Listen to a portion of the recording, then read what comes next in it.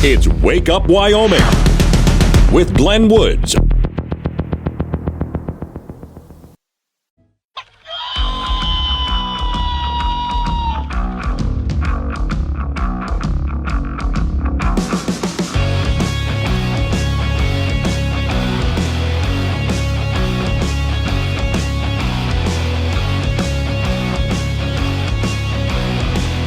Six is the time. It's Wake Up Wyoming. It's a Monday, and for the second Monday in a row, I've really not had to do any show prep. It was just done for me. Today's show is sponsored by shrimp-flavored breath mints. Seals love them, and you will too. Of course, that girl you've been wanting to kiss, that only happened once. But anyway.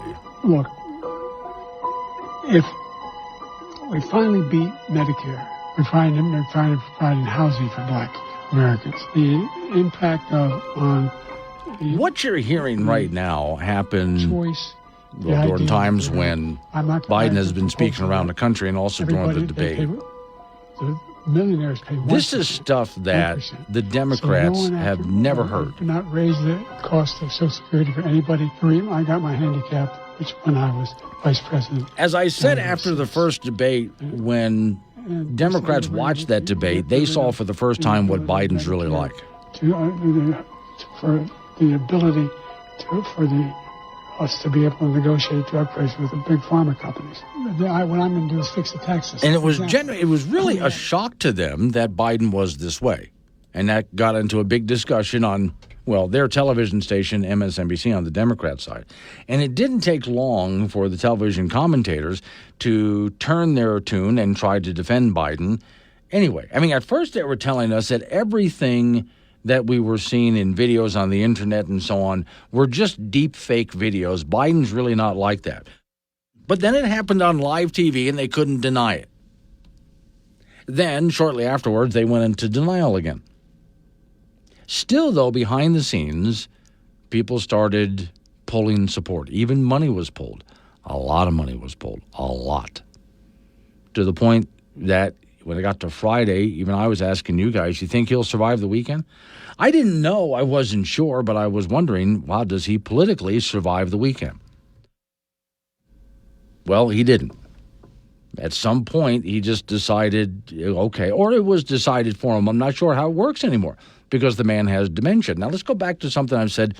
The first time Biden ran, well, I should say the first time he ran decades ago, twice, and had to drop out twice for lying. The first time he ran against Trump. I was saying at the time, dear God, Democrats, pick somebody else. The man is in the early stages of dementia. And, of course, it's just going to get worse over time, which it has. So at some point, he's just not able to perform the job at all anymore, if he ever has been. So not for the sake of politics, forget Democrat versus Republican, left versus right, forget all of that. Democrats, be the compassionate people you claim to be and just send that man home. Thank him for his time, send him home. Go take care of him. Let him play with his grandkids on the beach. Give him all the ice cream he wants. Well, finally this happens. It's about time. It finally does. Now, when I listen, and I did do this, I tuned into MSNBC over the weekend on Sunday just to watch what they were doing. And, of course, they were blaming everybody else. They were blaming the Republicans for this. Anybody else except what's really going on. The man cannot continue on. He can't. That's why some of the questions have been, hey, has this guy, if he's in this condition, is he able to finish out his term even? What are we talking about here? But Democrats are still trying to blame everything else except what's really going on. You have a man with dementia. Quit propping him up like Weekend at Bernie's. Quit propping him up and putting him out there. Stop it. Go get somebody else. So it finally happened during the course of the weekend. And I'm glad to see for the sake of Biden. And the reason I say that, I've never been a Biden supporter. The man throughout his political career has been a fool and a liar and corrupt every step of the way. He should have been run out of office back a long time ago when he was a senator and never let back in. But Democrats continue just to deny the lies and the corruption. They don't want to hear anything about old Joe. They don't want to hear anything bad about him. So they'll go ahead and live in their own little bubble. People on MSNBC have never seen Joe Biden in a bad state before until that debate. In fact, I noticed something. I did spend some time Sunday just kind of flipping between channels, right? Let's take a look at what Fox is doing, what MSNBC is doing, what CNN is doing. Now, CNN, to their credit, was mostly, when I was watching anyway, just bringing up reporters and telling people what was happening. That's it. Which is what a news station is supposed to do. So that's what I saw while I was watching CNN. If they did anything else, I didn't see it. But Fox and MSNBC, you want to talk about polar opposites. As Fox News talked about Joe Biden, and I will give them credit for at least bringing Democrats on to hear the Democrat point of view. MSNBC did not offer any alternative points of view. At least Fox did. They mostly had conservatives on reacting to the president deciding not to run.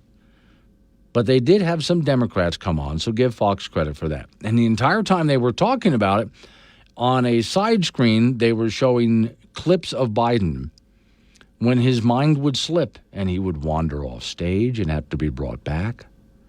Times when you've seen it, when he would just freeze and stare off into space. That's all Fox was showing in the background, is all of those clips of Biden in those early stages of dementia. You've seen them before. On MSNBC, however, not only did they only bring on Democrats to talk about it, but the video that they were showing in a loop was nothing but when Biden and Harris were first elected. They only showed videos of Biden looking good. In most videos, Biden and Harris were wearing face masks. Now, I suppose since this is when they first got into office, this is during COVID, of course, but still, I wondered if that was some kind of virtue signaling to Democrats. Here's a good, strong-looking, vibrant Biden wearing a face mask. The face mask, to me, seems like virtue signaling to them. But that's all they were showing. I'm wondering, hey, MSNBC, are you going to show any videos of why Biden had to resign? Or from the race, anyway, resign. Are you going to do that? Are you going to show any of those? They didn't. They didn't show one. Not that I saw, not while I was watching. And the discussion of why Biden is no longer a candidate centered around, well, deception from the Republicans, not what the real problem was. In which case, I had to look at MSNBC and think, it makes sense to me now why people on the Democrat side think that Biden is such a great guy, because that's all they watch is MSNBC, and that's what they've been told. They have no other information to go by. In fact, the lead candidate right now for the Democrats is the vice president. And right away on social media, I saw Democrats going, yeah, she's going to be great. She's the best ever. Now, for you out there who know a different Harris, not just the woman, again, who lies, who manipulates, how much of her staff has quit over the years because they just can't handle the woman? Okay? Nobody can deal with her. And then talk about a dingbat, okay, about one of the dumbest vice presidents we've ever had. But on the left side, they don't see this because they've never been shown this. Just like they've never been shown that Biden had dementia.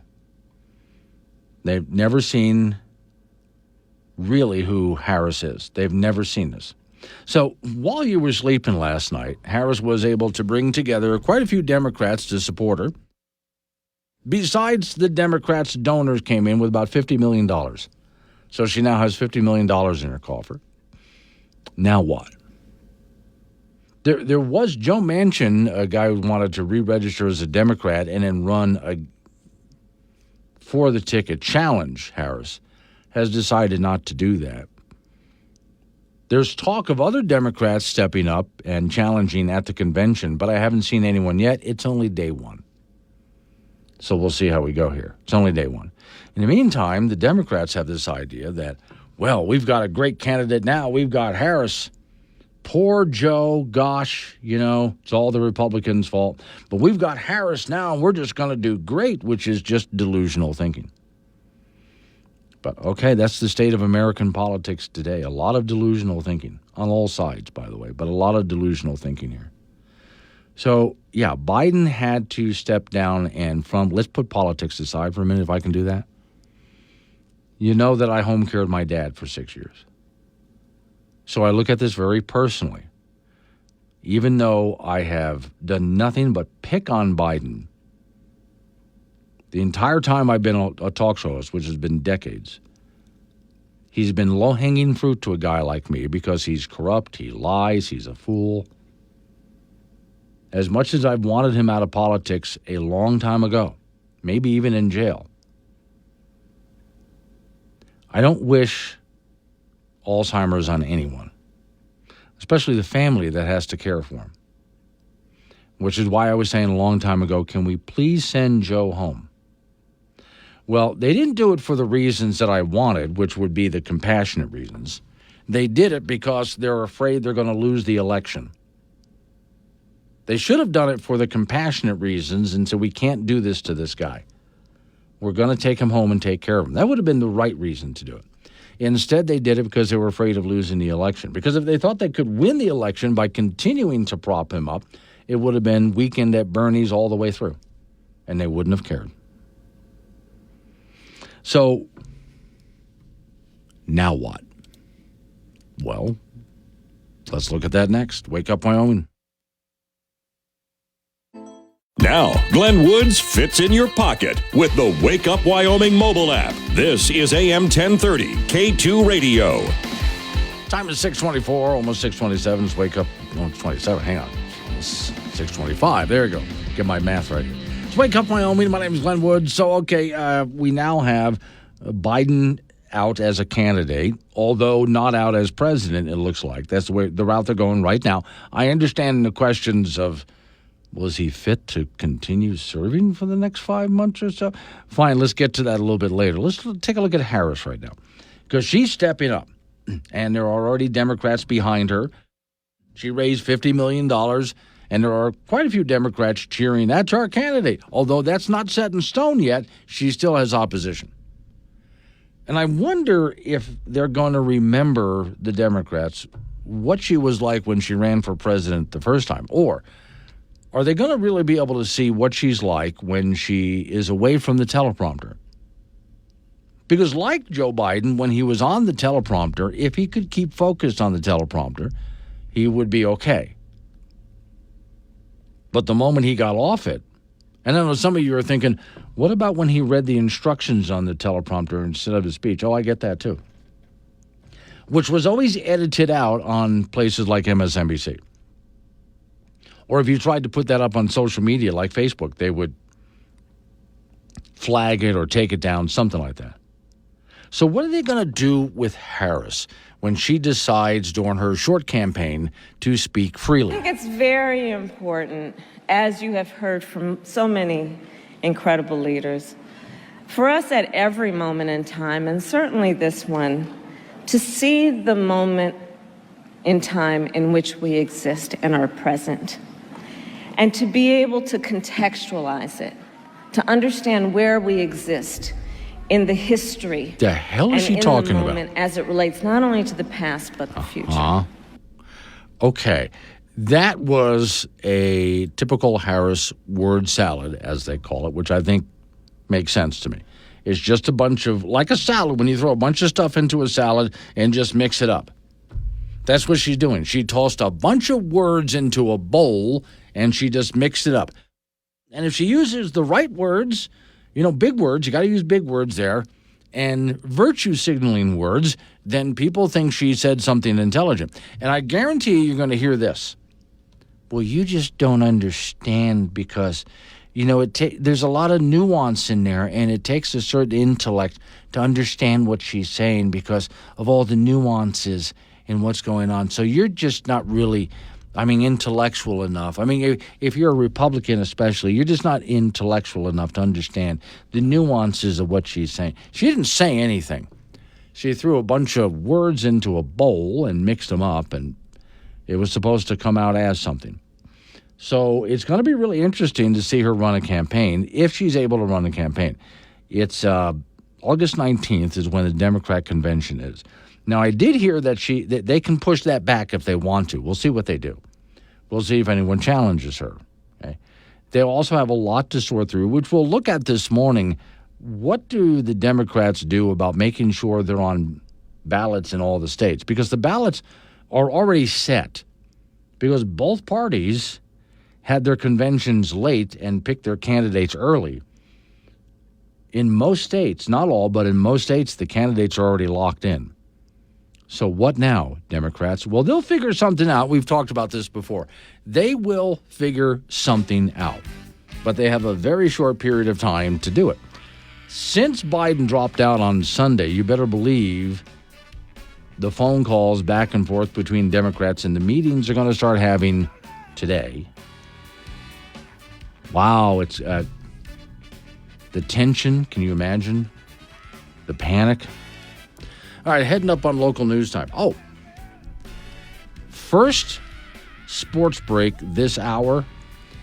It's not going to be Frank Gambino. It's going to be Weird Al Yankovic. Not kidding. Stay tuned for that interview right after Don Day's extended forecast. Then you and I get back into it again with more of this. Wake up, Wyoming.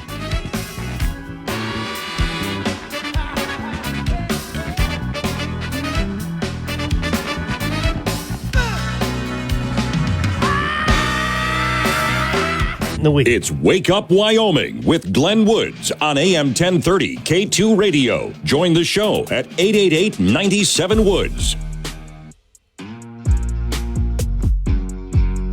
6:36 the time. It's Wake Up Wyoming. So as I said earlier, I'm not kidding.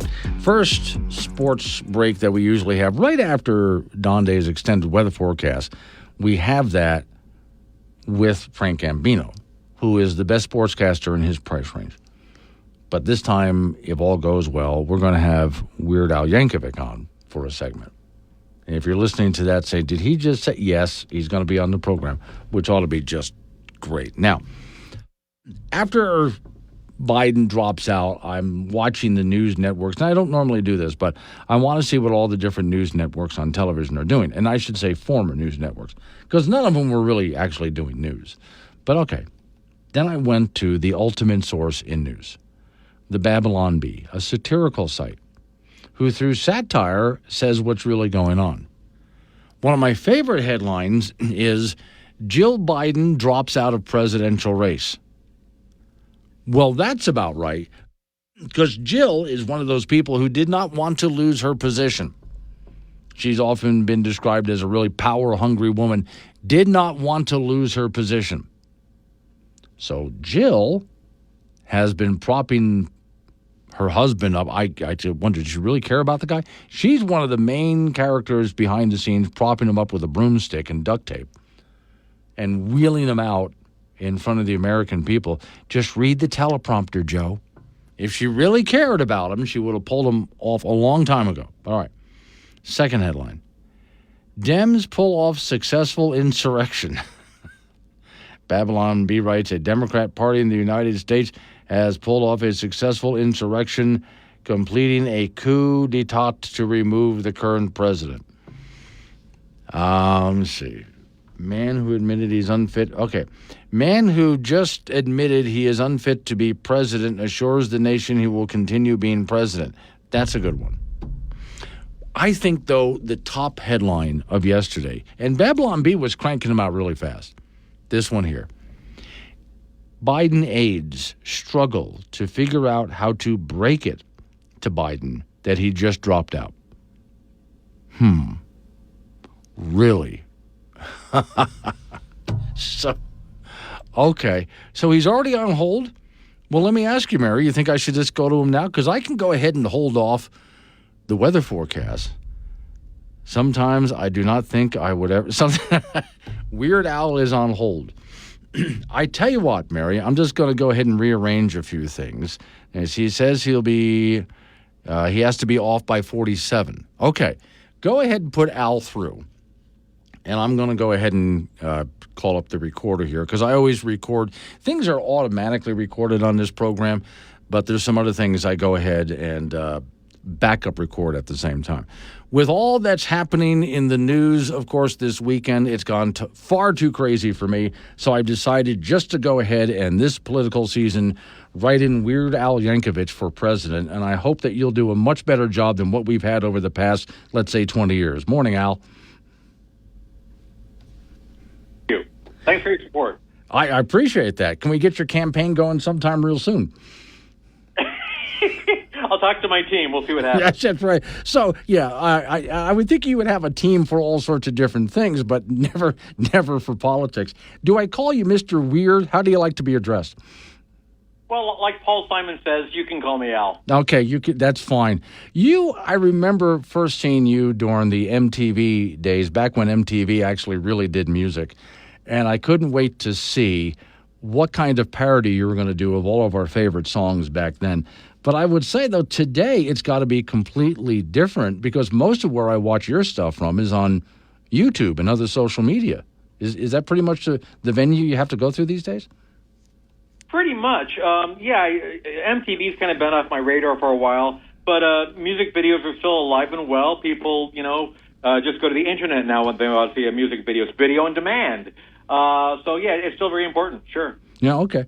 Now, the inspiration for all of this, is pretty obvious because I have friends of mine who will hear a song on the radio and right away will start to screw up the words. But I think the difference is screw up the words in a way that actually makes sense. So I've been watching your videos for years wondering, how much work do you put into a parody? Because my friends, again, can do it off the cuff, but it's not exactly the best wording for this. You, on the other hand, how long does it take to write a parody? It takes a lot longer now than it used to because when I was first starting out, I thought that nobody would really care about these songs. I would write a song like Another One Rides the Bus, which I did in 1980. I think I probably wrote that in 20 minutes because I thought, I'll just write this song and I'll play it live on the Dr. Demento radio show, and it'll be a laugh, and then I'll never think about it again, not knowing I'd be playing it on stage for the next 40 years. Yeah. So now that I know that, I've got a body of work that people actually care about, sometimes I'll spend weeks or months working on one stupid song. How did you work your way up over the years? Because it sounds to me like you probably got your start, Dr. Demento's one of them, doing radio before there was MTV. When did this all really get going for you? Well, I think, probably MTV kicked it into high gear because, I put out one album. My debut album was in 1983. And then the second album had Eat It on it. And I remember very clearly when the Eat It video went into heavy rotation on MTV. They said that overnight fame is a myth, but literally, like the day after that video hit MTV, I was recognizable everywhere I went, which was odd. That had never happened to me before. But I was overnight, I became the Eat It guy. People were pointing at me and staring, and it was a very odd experience. Yeah, well, considering the length and curliness of your hair, they would be anyway, I would think. Well, that's probably true. Yeah. That's probably true. All right. Now, as we get into the people who back you up on this, because I've seen over your videos over the years, it's not just you and who's doing the music for you, by the way? Are you doing that, or do you have a band with you? I've got the same band that I've had for over 40 years. Okay. That I like, I'm very faithful to my guys, and they're faithful to me. And the team has been together for decades and decades.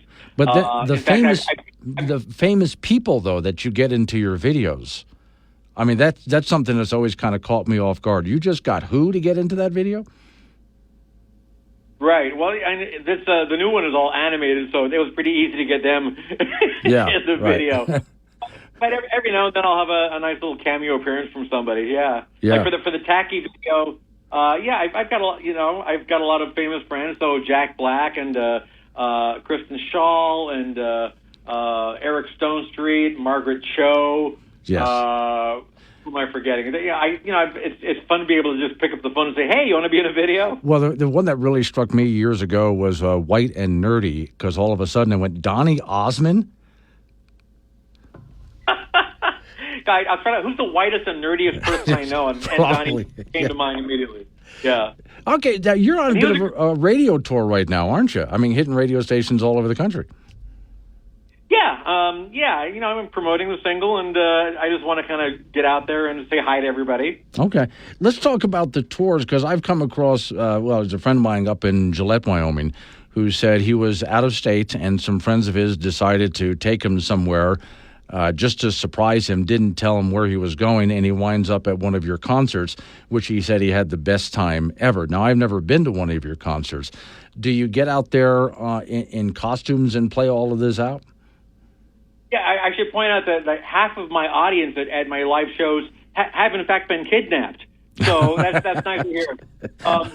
Yeah, it's every tour that I do is a little different, but yeah, a lot of my tours are big multimedia extravaganzas with a big costume changes and props, and I ride on a Segway for White and Nerdy, and dress up in Star Wars costumes and Amish costumes, and we try to make it as theatrical as possible and really put on a show. How many members of the audience are dressed up in costume? It depends, but usually quite a bit. It's it feels like a big communal experience. So you'll have, during the Star Wars encore, you'll definitely see a lot of lightsabers waving around in the crowd. Right. Now, I do know. I did watch your latest video this morning. So for those people, it is animated who don't know this one. You make fun of, or I should say, just you parody, because you didn't change much of the words. It looked like to me, you just decided to do all of our big favorite current hits to a different music style, using an accordion? Yeah, well, the accordion's one of the main instruments in the polka genre. So it's like accordion and tuba and some clarinet and trumpet and things like that. But yeah, I just figured that a lot of the pop songs of the last 10 years just sound a little bit better done polka style. I think Miley Cyrus sounds better with a tuba accompaniment. Yeah, so at some point, you got to come to Wyoming and put on a show, because you got a lot of fans out here. And we definitely got the venue. I can't wait. Yeah, can't wait. Come on out. All right, and I will be writing you in for President of the United States, whether you like it or not. Well, I appreciate your support. Yeah, Thank all you. right, Al. Thanks for coming on this morning. I appreciate it. My pleasure. Coming up on Take care. 647, Wake Up Wyoming. Take Glenn anywhere with the Wake Up Wyoming mobile app. Wake Up Wyoming with Glenn Woods on AM 1030 K2 Radio. 6:53 is the time. It's Wake Up Wyoming. Okay, if it sounds out of order, if you just tuned in, it kind of was, because, yes, we had Weird Al Yankovic on, which was kind of fun to talk to him, and I probably will just write him in for President of the United States. Considering just how insane things have been over the past few years, is probably our best option there, so I just might consider him a write-in. But, yeah, Weird Al Yankovic was just on, and he came in early because he told Miss Mary that he's on radio stations all over the country promoting his latest music video, which you can see on YouTube, which is actually a very good video. So just go to his YouTube page and watch that. It really is unique, because he does all of today's top hits to polka in a big montage. So Frank will be on next hour to continue with sports. We have a lot to talk about with Biden dropping out of the race, including what happens to all those state ballots? What now? Because there's quite a few states out there that already have all the presidential candidates locked in. And legally speaking, that's a bit of a problem for the Democrats. What do they do? I don't think they know what to do, but we'll try to figure it out for them. Maybe. Next hour. Let's Wake Up Wyoming.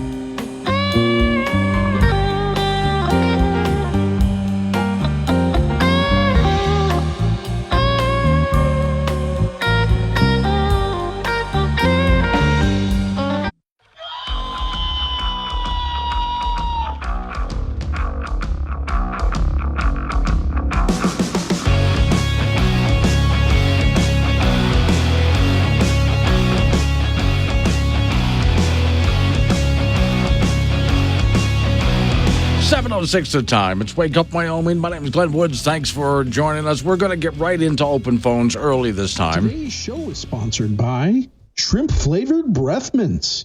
Seals love them, and you will too. Ladies, if you didn't want that guy to kiss you, just use that. He'll only do it once. Look, if we finally beat Medicare, we find providing housing for black people. Americans. The impact on the audio and video that Democrats have never really seen until finally it was live on television during the debate, which is why Biden finally had to drop out. And Democrats are making all sorts of excuses as to why Biden had to drop out during the course of the weekend. Remember, on Friday, we were speculating on this program as to whether he was going to survive the weekend. And I don't know if he was or wasn't, but he didn't. And so he drops out. Okay, now we got to get into what the Democrats do next, which is an unknown. We really don't know what's going to happen here, but we'll watch to see. There are some pathways the Democrats can try to take to fix this situation, and who ends up being their nominee, that's a whole nother discussion right there. I did last hour point out to people, spend a little time on Sunday surfing back and forth between the different television networks. What really got me is the entire time that Fox News was talking about Biden, they were in the background showing every single video they had of Biden having a moment where his face would go just blank, or he would wander off stage and somebody would have to bring him back, illustrating why Biden had to drop out. On MSNBC, on the other hand, they would show nothing but video in the background of a much younger Biden looking spry and fit. And always, of course, he and the vice president wearing face masks because they got to virtue signal that too. And then, of course, it wasn't Biden's fault for dropping out. That was all the Republicans doing or something like that. It was really convoluted. Now, this just came up as a headline. Trump demands reparations over Biden dropping out. What?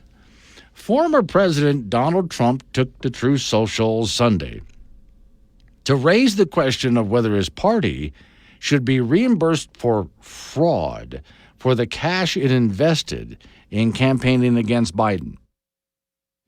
This is rich. So this is a quote. So we are forced to spend time and money on fighting crooked Joe Biden. He polls badly after having a terrible debate and quits the race. Now we have to start all over again, which, by the way, I wondered about this on Sunday for the Democrats who had donated loads of money to getting Biden elected. And in the background, as you know, it was fraud. The Democrats around Biden were doing all they could to not let people know his condition. So here are all these people donating all sorts of money to get Biden elected as president, and Biden is in no condition to do this, and his inner circle knew it. They did all they could to hide it. Now, what do those people think about all the money they donated on a fraud? So reading on, Trump writes, shouldn't the Republican Party be reimbursed for fraud in that everybody around Joe, including his doctors and fake news media, knew he was not capable of running for or being president? Just asking, says Donald Trump. Wow. Okay. Here's the 17th episode. The Simpsons, the TV show The Simpsons, predicts so much. The 17th episode of the 11th season of The Simpsons shows Lisa Simpson as the first female president of the United States, dressed very similar to Harris. Wow. Boy, The Simpsons get everything right. I mean, absolutely everything, including Biden heading down the stairs. Trump heading down. It was Trump heading down the escalator, right, when he announced he was going to be president? Yeah, all right. So, yeah, The Simpsons did that long before it ever happened. How they get all that right, I really don't know. All right, so the Democrats are really stuck now. What do? Part of the problem is that many states lock in who's going to be on the ballot kind of early, and both the Democrats and Republicans decided to have their conventions later. Since they already had picked, both parties had already picked who their nominee was going to be, both parties pushed their primaries back. Because we've all assumed who was going to be against two in the race here, right? Okay. So that's already been settled. There's a lot of ballots in many states that are already locked in. Now what for Democrats? All right, so I came across this. It's from the Iowa Capitol Dispatch. If a presidential nominee drops out, what happens to the state ballots? Because the Democrats have to find a way to fix this. The Electoral College could help Democrats avoid a complicated situation in the event of President Joe Biden withdrawing from the race after his name is printed on the ballot. State newsroom reports and editors in networks in 39 states have explored how a presidential candidate could be replaced on the ballots should the nominee drop out or become unable to continue their campaign. While there are widely varying answers, some of the states won't even contemplate the possibility. Numerous officials pointed to the Electoral College process. What that process works in is often not well understood. When U.S. voters head to the polls on the first Tuesday following the first Monday in November, they technically vote for electors, not the candidate. Because remember, we are a republic. The electors then vote for the presidential candidate based on the results of the popular vote in that district. The Electoral College is the reason on election night maps show that the race based on 270 electoral votes, not the countdown of the candidate's popular vote. This somewhat complicated process made headlines 8 years ago when Donald Trump won the Electoral College, but not the popular vote. Okay, so here's the legal tangle. Election experts warn that it is nearly certain lawsuits will proliferate. There we go. If a presidential candidate drops out late in the campaign, and the outcome very likely would be in the hands of the courts rather than state election officials. Emory law professor said in an interview with the state's newsroom that such a scenario would be a complicated mess with a unpredictable outcome that very likely could end up at the steps of the very conservative U.S. Supreme Court. With unequivocal certainty, this professor says, lawsuits will be filed in both states and federal courts to challenge the process.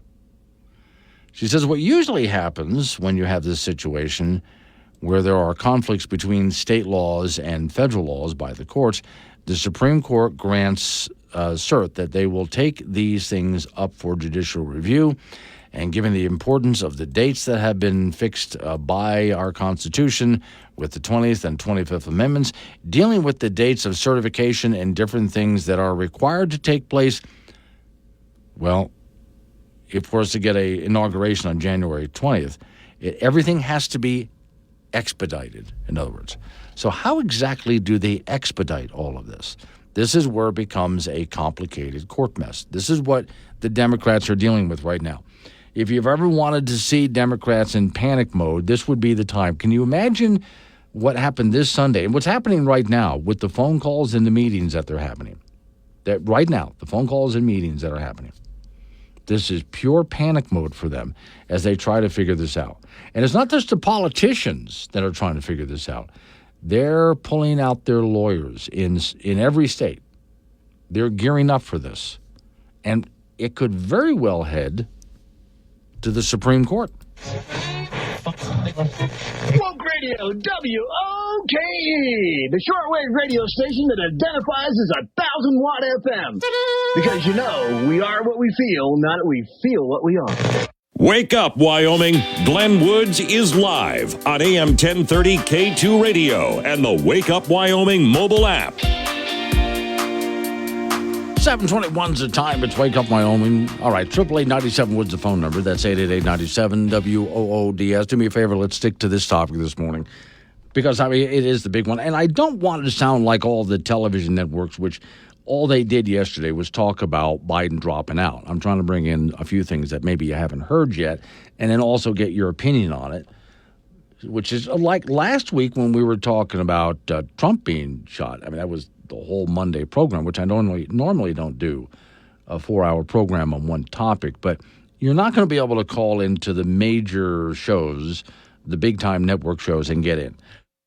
But you can certainly call here. 888-97-WOODS, the phone number, 888-97-WOODS. Reefer in Carpenter, Wyoming. Joe's really going to be mad when he finds out he quit. Which, by the way, was a Babylon Bee headline, too, which I thought was just hysterical. Jude, campaign funds are not transferable by campaign law. I agree, but, Jude, trust me, the Democrats will figure it out. I don't know how, but the Democrats will figure out how to get the campaign funds to whoever their candidate ends up being. Whether it's Harris or somebody else, they'll figure it out how to do it. And how to get their candidate on the ballot in all the states. All right, they've really blown it here, but will they figure it out? They'll figure something else out, and it doesn't matter if it's actually legal or not, or constitutional or not, because this is what they do. Jim in Laramie. Kamala Harris reminds me of Fran Drescher, if I'm pronouncing that right. The Nanny. I remember the TV show, The Nanny. Don't know if you ever happened to see that show. I've seen an episode or two, but they sound very similar, and I can't stand either of them, especially when they laugh, by the way. Chet and Yoder. Well, it is lying Biden, so you know frauds are involved. Yeah, well, okay. But here, this goes back to where I was saying the Democrat Party really blew it in the sense they didn't just lie to the American people about it. They lied to each other about this. This is why so many Democrats were just shocked when Biden was seen during the debate, and nothing's being edited. This is live television, and they can finally see what he's really like. And they can't say, well, that's just deep fake video. You edited that. No, that was live television. You saw it. So they can't lie about it anymore. Now they have to do something about it. And that's where, again, news networks like MSNBC and other news organizations were caught flat out lying about this. Now what do? They created this mess. They got to get themselves out of it. Now, on that note, some of the headlines I came across. Let's see. New York Times board wants Kamala Harris out of the race. So the editorial board at the New York Times wants Harris out of the race. Joe Manchin was considering rejoining the Democrat Party and running for president. He's decided not to. Hollywood celebrities pay tribute to Biden and rally behind Harris. Quote, now we have our marching orders.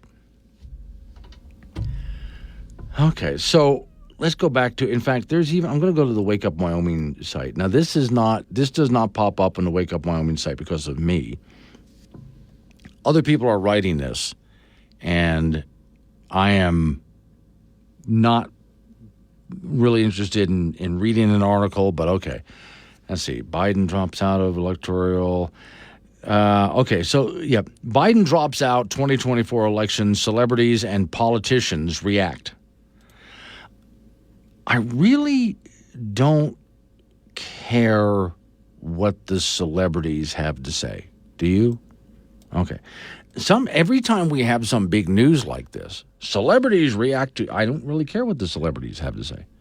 But this goes back to this year that Hollywood celebrities start to rally behind Harris. Let's not forget, though, some of these same Hollywood celebrities were asking Biden to drop out so they can get somebody in there that could actually win. And this is where I was saying at the first hour of this program, far as I'm concerned, while I'm happy to see Biden step out, it's not for the reason that a lot of people might think. And I don't think the Democrats did it for the right reason. I wanted Biden out because he's an old man with dementia. And if you really want to do the right thing, you take the old man with dementia home and you care for him. If you really are a passionate person, a caring person, and a compassionate person, you do the right thing by bringing the old man home and you take care of him. That's what I've been saying for quite a while that they should do. And I don't care about politics. I don't care about left versus right or who's winning the election. I'm caring about an old man who's got dementia. Go take care of him. That is the right thing to do. The Democrats, on the other hand, really didn't care about that. They just cared about what they thought was going to win the election. That's why I said earlier, if they have to prop him up with a broomstick and duct tape and wheel him out on a dolly, they will, if they think that that's what's going to get them to win the election. Keep old Joe up there, by gosh, and we'll go ahead and win this thing. They'll do anything that they can do just to keep him there. So I don't think the Democrats really got rid of Joe, and that's what I think happened, for the right reasons. But at least he's home now, or will be anyway. I guess he's going to finish out his term. Rick is in Cheyenne. Hello, Rick. Good morning, Glenn. How are you? Good, sir. What you got? Hey, I want to see the debate between Trump and Harris. That'll be an interest. Yeah. So it's going to be a word salad debate on Harris's part. Exactly. And I'm not big on salad, so. You're not? Okay. I mean, I love blue cheese dressing myself. Yeah. Now, not from her, but no, this ought to be really interesting because, I mean, she really cannot get her off the teleprompters. She's like Biden, but for a different reason. She doesn't really form sentences that make sense. And never has. Right. Okay. Well, this is one of those evenings where you get your popcorn, just sit back and laugh. Absolutely. All right. Thank you, Rick. Appreciate it. Now, I don't know if Harris is going to be their nominee. She got off to a good start. She pulled in a bunch of support. She, overnight, if you hadn't heard, she pulled in $50 million. But that doesn't mean that she has the nomination because their convention hasn't happened yet. August 19th is their convention. So now they have to get it together and get her nominated, get her on those ballots. Then she has to win that nomination. I mean, actually win it and secure it. Then is she going to debate Trump? I would hope there would be at least one debate because, like Rick was just saying, I want to see this. This ought to really be interesting. When she was running for president, she did not do well, especially in the debates. She did not do well at all. Democrats think, oh, she's easy. She's going to win this. Really? If that's what they think, let them put this woman up. Because just like Biden, they're going to see what she's really like on unedited national television, and it's just not going to work for them. But all right, put it up. This is the weirdest election year. Lots of smoke in the atmosphere. We got local news coming, weather forecast. Don Day's on with me at 7:45. We'll talk about the smoke and the weather. And your phone calls, 888-97 Woods. Wake up, Wyoming.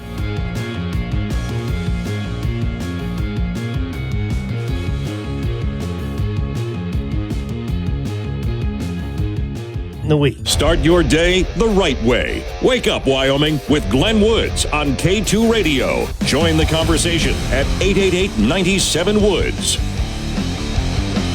7:36 the time. It's Wake Up, Wyoming. So Sergeant Schultz sends me a text from Casper, which, by the way, you can do that too. Just grab your Wake Up Wyoming app. It's free to download at your app store. And just hit the chat mode and send me a text message. He says, left-wing media and Democrat Party treated all the rest of us like we were too stupid to see the truth about Biden. It was sad to see as the guy needs help. See, I'm glad we agree on that because that, to me, again, I'm beyond politics. And having home cared my dad, I'm beyond politics in this. And I don't even like Biden. There's really very few people on the planet that I can say I don't like. I don't even like Biden. But I don't wish this on anyone or their family. So get them home. Schultz says now they think we're just going to roll over and support him. Well, and for that matter, this is also, I think, part of what needs to be exploited. And I think the Republicans are.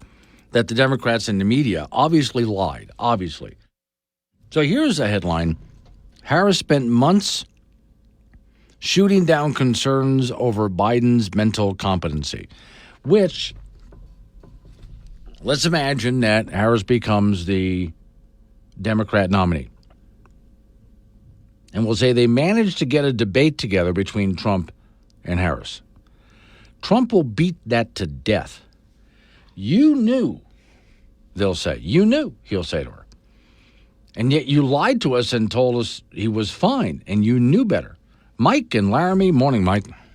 Good morning, Glenn. I want to jog a few people's memories. You were probably in diapers when this happened. Yeah. But remember, Lyndon Johnson also said he was not going to run again back in 1968. Right. Yeah, I was in diapers then, but I know about it because it's been brought up on the news quite a bit. But, yeah, that caused a real stir back then. Yeah, and then 5 years later, what happens? Richard Nixon resigned. Yeah.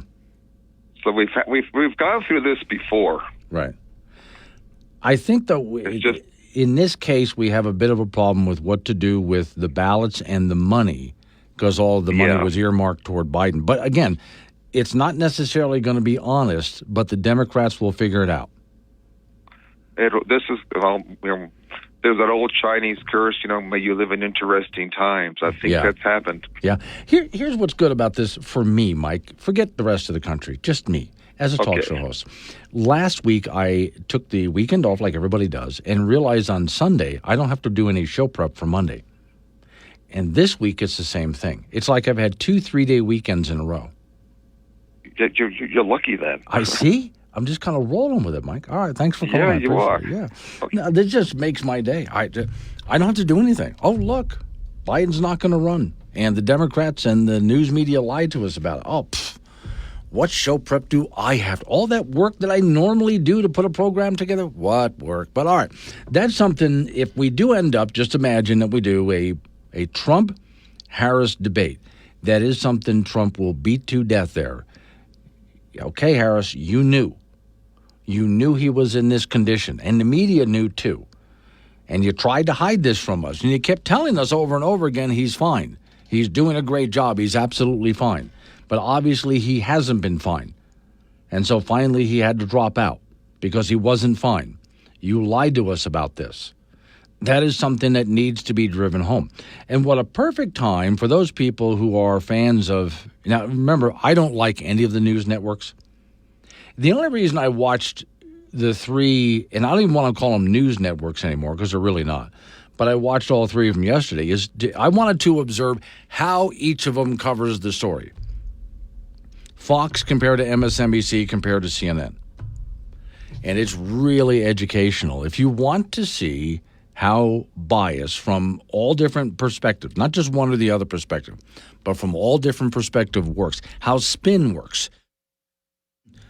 During an event like this, just sort of surf back and forth between the 2 or the 3 different networks out there that are supposed news networks and just watch how they cover it. Don't do it from a bias, you're in favor of this or against that person or for this person point of view.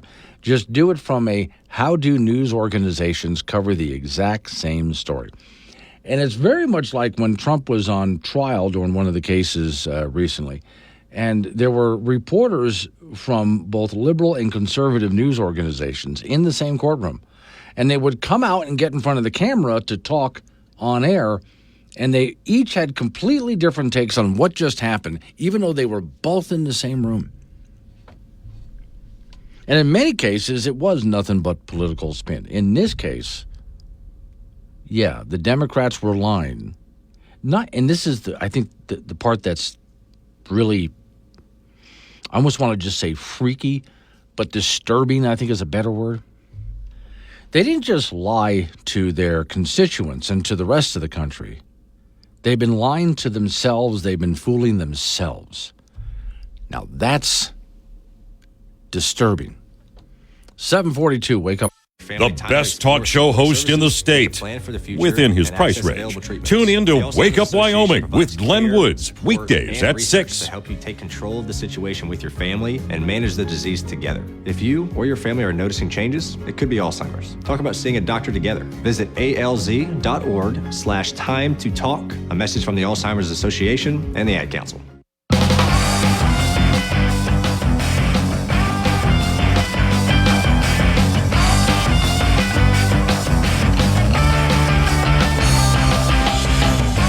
.45 is the time. It's Wake Up Wyoming. Off we go to talk to Don Day from Day Weather. Okay, before we get into the real weather forecast itself, in the northeastern part of the state, especially right now, my eyes are watering, my sinuses are hurting. That smoke is getting kind of bad, Don.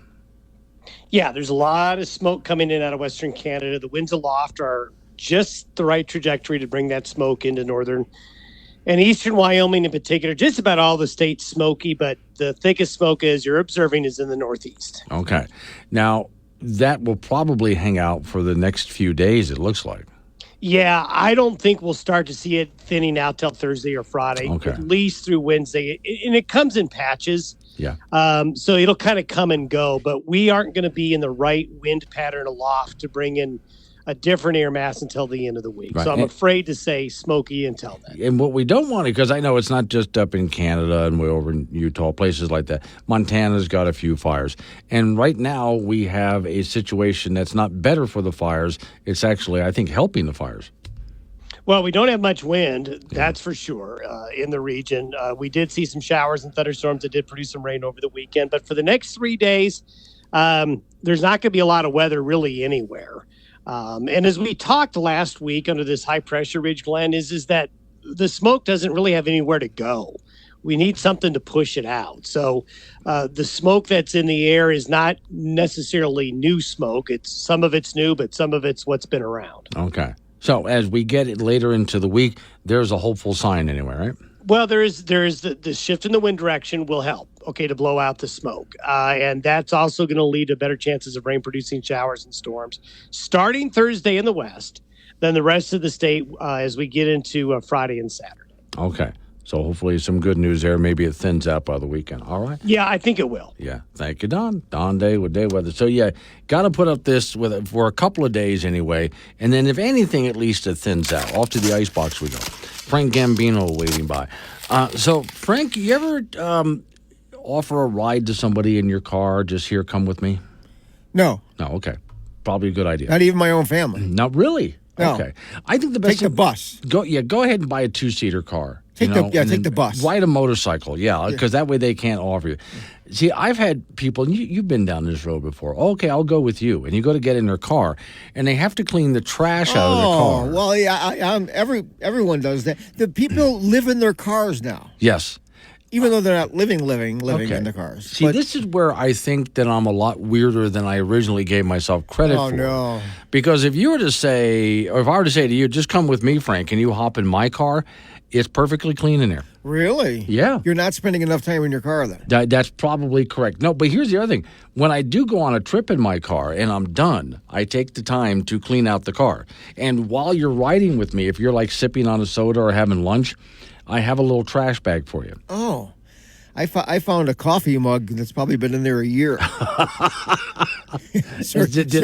And what was left of the coffee getting green? Well, yeah, and it's spilled, so now it's in the back seat on those plastic mats. And Okay. But no, you know what? No one is sitting in the back seat. Okay. So why bother? Just toss it back there? Yeah. Now, have you ever seen the guys with the pickup trucks who they're drinking something as they're driving down the road, and they literally reach out the window and throw it into the bed? Yeah. Yeah, okay. I've seen that's a good move, actually. I've witnessed that a few times, and you probably they probably get rid of all the junk by going to the junkyard and dropping down their tailgate and driving uphill. Yeah, and all of it just dumps out the back, and they're good. They don't have to worry about it. And you start over. Yeah, but no, I actually do keep a nice, clean vehicle because it makes me feel better.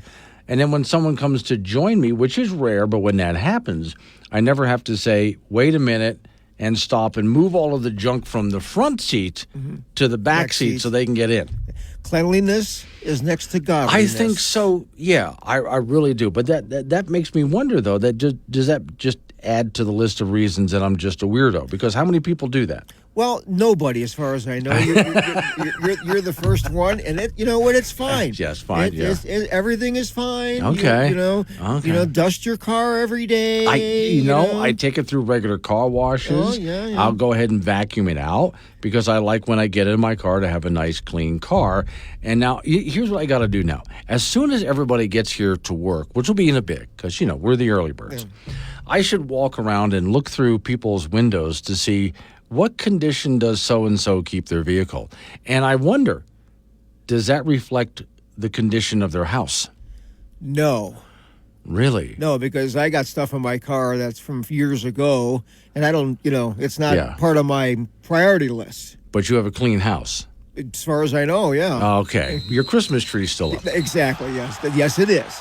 All right, the 128th annual Cheyenne Frontier Days Rodeo got started over the weekend as a big money rodeo, a prestigious rodeo. They're going to be handing out checks and left and right in this deal. In the bareback, Weston Timmerman, who is the nephew of former world champion and Mills native Kelly Timmerman, with an 82.5 yesterday.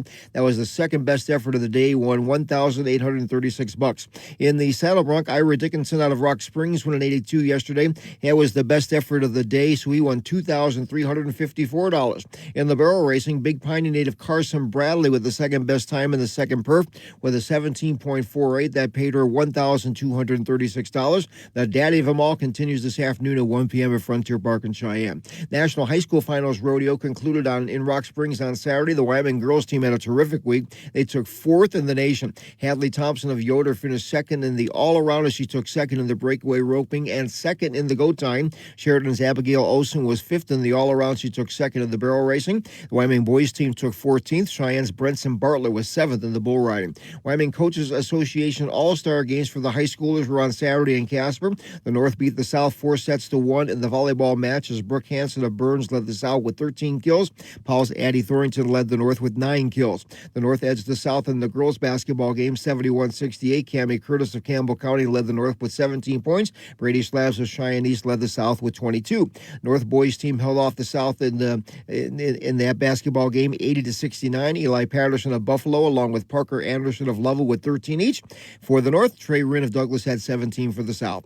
Major League Baseball, the Colorado Rockies lost to the San Francisco Giants 3-2 in Denver yesterday. Jorge Soler with a 478-foot home run for the Giants, and Brandon Rogers had a 2-run homer for Colorado. The Rockies are a woeful 36-64. They'll host the Boston Red Sox tonight. Also over the weekend, longtime Colorado Rockies star Todd Helton was inducted into the Baseball Hall of Fame in Cooperstown, New York. Helton played 17 years for the Rockies and won the National League Batting Championship in 2000 at a career batting average of .316 and was a 5-time All-Star with 3 Gold Gloves on defense. And that's it in the sports. Congratulations to him. But I wonder, though, he worked for the Rockies. What does he think of them now? Well, I wouldn't ask, but when he was there, they weren't so bad. Yes. But and I've said this before, that Todd Helton years ago came up to Casper for a rehab assignment, played 3 games with the Ghosts. In Casper, he was more than friendly to the fans. He talked to them all. He bought the team lunch and dinner a couple of days. He was great with the media. I mean, it was a fantastic 3 days. And and he's now he's in the Hall of Fame. There's not too many baseball Hall of Fame guys that have been through here. All right. Thank you, Frank. Coming up on some local business we got to take care of. Got to roll into news time after that. National local update on the weather forecast. You and I get back into it, and it is open phones during that hour. So 888-97 was the phone number. That's 888-97-WOODS. You can talk about what I'm talking about. At that point, I'll let you go ahead and change the subject to something else, because we've been on one subject pretty much the whole time, and I'm still getting not new information, but interesting perspectives on the president dropping out and what the Democrats do next. But we'll talk about other things, too. It's Wake Up Wyoming.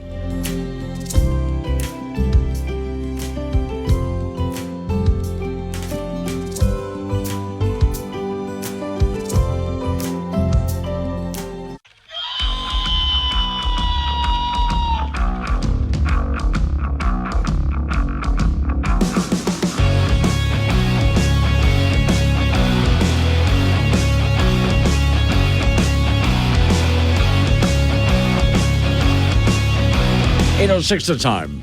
It's Wake Up Wyoming. My name is Glenn Woods. Thanks for joining me. It is a Monday. Yes, there's a lot to talk about.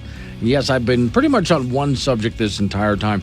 Your Congresswoman, Harriet Hageman, joins us in just a few minutes at about 8:20 this morning to talk about Biden dropping out, plus some other issues she's had on her agenda. Today's show is sponsored by shrimp-flavored breath mints. Seals love them, and you will too. I'm thinking if you're a girl there's a guy who's been just trying to get with you, go ahead and take that breath mint and give him a kiss. And he'll never come back. All right. So I tell you what, hold off on the calls for just a bit, because I do have a couple of things here. And then Harriet Hageman is at 8:20. And then we can be you and I for the rest of the program here with anything you've had in your brain you've been wanting to get out of your head. So, okay, for those who did not tune in right at 6 o'clock this morning when I started, I'll just briefly go through some of what I said back then, which is I'm the guy who said when Biden ran for president almost 4 years ago, Obviously, the man has dementia. Forget politics, send him home. Please, Democrats, do the compassionate thing and go get somebody else. This is not about politics with me. I'm a guy who's home cared my dad through Alzheimer's. I know what this is. Go get him home. So they've spent the past almost 4 years propping him up with a broomstick and duct tape and then wheeling him out on a dolly in front of the cameras, but hiding every time he has one of these moments where his brain is just not engaged. And even when it is, it's not engaged that much. But those you've seen the moments I'm talking about.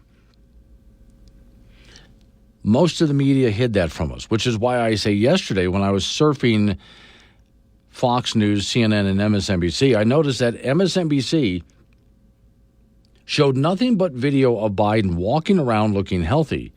And in almost every single video, he was wearing a face mask. So was Harris. You see how they want to portray him, right? Biden's doctors lied to us. Trump is calling for an investigation on that. Harris, the vice president, lied to us. Biden's family, Biden's inner circle lied to us about this. That's why it was a shock to so many people when they finally got a chance to see him during the presidential debate, unedited, live television. And I still just wanted the Democrats to do the compassionate thing. Get him home, get somebody else. Well, they finally did it, but not for all the right reasons. For all the wrong reasons. They just were afraid he wasn't going to win. And so that's why it's not the reasons they should do it, but they did it anyway. So I got my wish. The old man with dementia is going to be taken home. And hopefully they take care of him. He's at his beach house right now. Let him sit on the beach under that umbrella that he likes. Go get him some ice cream. All right, now we move on with the rest of it. And we do have to ask the question of the Democrats and of the news media and of Biden's doctor. Why did you spend all this time lying to us? Now, New York Times editorial board wants Vice President Harris off the 2024 ticket because of profound concerns about her electability. That's not, see, there are Democrats that are rallying behind her, and she spent like 10 hours on the phone yesterday, so it's reported, and raised about $50 million, and she's looking for a vice presidential candidate, and she hopes to get the nomination of her party. Here's what the Times writes. Choosing Ms. Harris would be a reasonable path for the Democrats to take. She has been Mr. Biden's running mate, and while no votes were cast for her as a presidential candidate in the primaries, and do that again, while no votes were cast for her as a presidential candidate in the primaries, the president's voters were expected her to be on the ticket in November. Nonetheless, party delegates should have a voice in a decision of this consequence. There are other qualified Democrats who could take on Mr. Trump and win, says the New York Times. And picking a candidate without a real contest is how the party got into this position by anointing a standard bearer that large majority of Democrats and independents had profound concerns over. Now, that's an important part right there. Large numbers of Democrats have had concerns over Biden this entire time. The reason they voted for Biden, though, because he wasn't Trump. All right, but they really have had concerns and kept asking their party, can we get somebody else? So in that case, I think the Times is absolutely right. They write, while the hour is late, there is still time to put leading candidates through the process of public scrutiny before the party's nomination convention begins August 19th to inform a choice nominee would build public support. So they have very little time to do this. New York Times also writes, members of the Congressional Black Caucus are throwing their support behind President Biden as a growing number of Democrats call for him to suspend his 2024 campaign. Now, this is back July 8th. So you can see there were a lot of, they go on to how there were a lot of people in groups who were calling for Biden to step down. And I'm kind of with the Babylon Bee satirical article that says, has anyone told Biden yet that he stepped down? I kind of wonder how that decision finally came to be. How bad is his state right now, or how do they come to this decision? Don't know, and I don't think it matters anymore. I can sit around and wonder about it, so can you, but I don't think it matters anymore. What matters to me is who the Democrats come up with. It's going to be really interesting. Can we get one debate out of this before they finally get going? And it's going to be really entertaining to watch the Democrats, as they are right now, scrambling to try to put this back together. And here again, people are often self-delusional. It's one thing when I tuned into MSNBC, and again, every single video yesterday that they showed of Biden showed him much healthier. A few years back, looking much healthier and almost always wearing a face mask.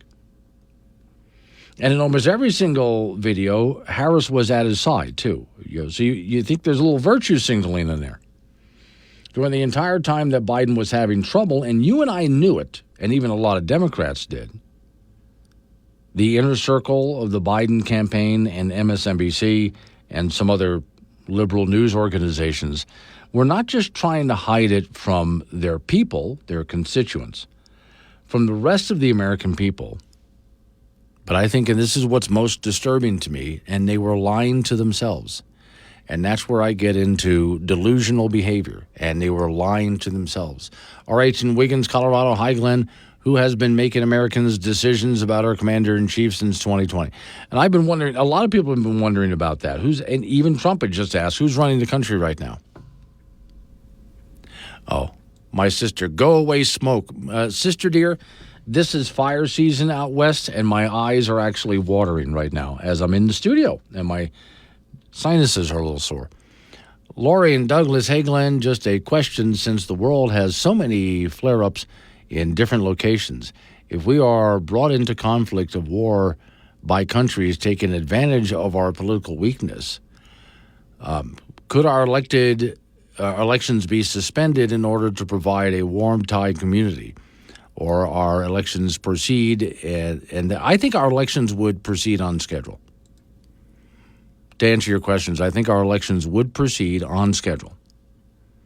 We would just be in wartime mode. But, yeah, we have a process that continues despite all of that. 8:15, your Congresswoman Harriet Hageman, if all goes well, is coming up next. Wake up, Mike. Sure, this show is sustainable. We sequester all gas emissions to one room. Wake Up Wyoming with Glenn Woods, live on AM 1030 and FM 95.1, weekdays at 6. Wake Up Wyoming. Okay, we're supposed to have our representative for Wyoming, Harriet Hageman, on the line, and nothing yet. But if she's able to squeeze in at the last minute, we'll go ahead and get her in here for you. Real quick, while I'm waiting on that, I just tuned on that ridiculously large television they put in the studio with me here. They're having the hearing on the Secret Service director right now. It just started. And I tuned in because the hearing's live on television here. So I tuned in just to see who was saying what. And immediately I got a Democrat who was saying that the answer is, since this guy climbed up on a roof with an AR-15, that Democrats have been calling for bans on the AR-15. And that gets back to, if the AR-15 had been banned, that young man would have just picked up something else. And let's not forget, he was also making homemade bombs. So it wouldn't have made a bit of difference at all. None. Once again, they're blaming the tool that's used and not looking at the person. All right. Let's see. Wow, Sharon in Lovell. Morning. Sharon, don't know if you can see all of it, but it reads, Biden will announce tomorrow he's resigning from the Senate and running for president. I'll have to take let me go ahead and see. Oh, I see. Is this another one of the memes that have come out? Let's see. Let me see. Joe Biden. Yeah, this looks like a spoof meme to me, which I think is hysterical. And there's been a lot of those that were written, immediately as soon as it was announced that Biden was stepping down. Oh, my Lord, the memes that popped out of there. Now, for those who missed it, I'm going to run through again really and see if they've popped up with anything else. Babylon Bee is one of the best satirical sites that are out there. And some of their headlines that popped up yesterday on the Babylon Bee website. Jill Biden drops out of presidential race. perfect. Now, but that I don't think that's the best. I think that is probably second best. Let me see. Democrats pull off successful insurrection. Yeah, by getting rid of Biden's. Okay. The man who's in charge just admitted he is unfit to be president, assures the nation he will continue to be president. Not bad. That's a pretty good headline.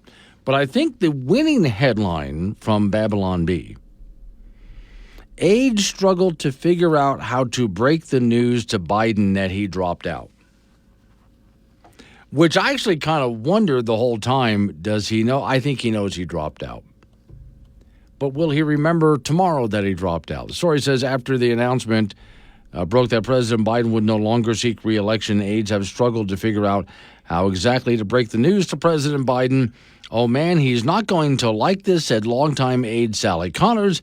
Maybe we can wait until after 4. He won't remember. Because apparently he's only good between 10 and 4 in the afternoon. So tell him after 4 when he's supposed to be sleeping. According to sources, aides plan to try to sandwich the news in between bits of good news to soften the blow. We could start off by reminding him that it's National Ice Cream Day, said Mike Thomas. Then breeze real fast through, you have dementia, no one likes you, your career is over, and your party has betrayed you. Then tell him the cafeteria is serving shepherd's pie for luncheon tomorrow, huh? After a week considering the best time and manner to withdraw from the presidential race, they chose the closest to the president, described finding the right time and place to break the news was even harder. Well, for starters, you only have a 6-hour window in which he's lucid, said Connors. Take out meals, maps, angry tirades, and you've only got about 30 minutes per day to play with. Trying to catch him in the right mood and tell him he's being put out to prairie is tough, you know? At publishing time, aides had decided to wait until tomorrow as the ice cream shop was out of chocolate chip. So today was just not a good day. That's from Babylon Bee, which, like I said, probably one of the best satirical sites. As much as I've always loved Onion News, I think Babylon Bee far exceeds Onion News on this one. Let's see. Okay. Jan and Cheyenne, I think the Democrat people knew. They're not blind or stupid. They just played the game. They're cruel and deceiving, and some are evil. Now, this to me, I don't disagree with you, Jan. I think it depends on which group we're talking about. So, for example, the group that is around Biden, his inner circle, I really do think I agree with you. They know exactly what they're doing. That's why I made the comment a couple of times this morning that, well, basically they went ahead and propped Biden up on a broomstick with duct tape and would wheel him out on a dolly to make appearances.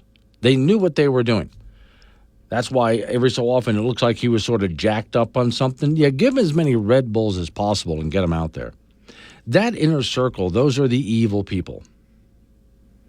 And I completely agree with you, Jan. They know exactly what they're doing. They don't care about Joe. I mean, think what happened. There's a DJ up in Gillette sent me a meme that Hunter Biden's artwork is now worth nothing after Joe drops out. They rely on Joe, whether he's cognizant or not, they rely on his presence for a lot.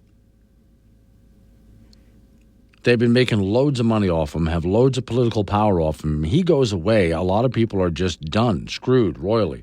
What do they do without him? They didn't make it on their own. They made it somewhere because of him. And now he's gone, and they're screwed. That's the evil inner circle, and that I do think is evil. Then there's the deceptive crowd, and this is where I think it's delusional. That's why I picked on, for example, MSNBC, who never shows anything bad about Joe. They edit it out. They make him look good. They certainly as well know how bad Joe really is. But have you ever met people? I've met people like this many times. They don't just lie to everybody else. That's bad enough. They lie to themselves. they'll go ahead and create a lie, and then they'll believe their own lie. Which is why if you want some kind of really sick entertainment, tune into MSNBC for a while and watch what they do. Watch The View. Oh, what do you think The View is going to be like today? That's going to be interesting. And there's a friend of mine who's actually going to tune into the White House press secretary this afternoon to find out what she's got to say, because there's going to be questions from some in the media, but you knew. And it's just going to be interesting to see how she tries to lie her way out of this one. Now, the current press secretary is about the worst liar ever. Her lies are so bad, people can't believe what she's saying. Some liars are good liars. They can actually lie and people will believe what they said. You can't even ever believe what she said. There's no believing it.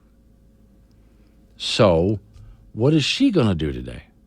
So, for those programs you normally skip, if you know, like me, I don't really watch the press secretary. I just look for interesting outtakes from her on my news feeds, but I don't watch her. I can't stand it. I don't watch The View. I don't watch any of the former news networks, and especially not MSNBC. But I am watching it now just to see how they spin this, because they've been caught red-handed, manipulating an old man with dementia, for that matter. They've been caught red-handed doing this, and they've got to talk their way out of it. Now, among their hardcore base, they will. They already have. Their hardcore base is already believing. The useful idiots are believing the lies. We'll see what happens next. Coming up on some local business that we have to take care of, news time. After news time, update on the weather forecast, and you and I get back into it. 888-97 Woods, the phone number. That's 888-97-WOODS. You can talk about what I'm talking about or change the subject. I'll just kind of roll with it, whatever it is. It's Wake Up Wyoming.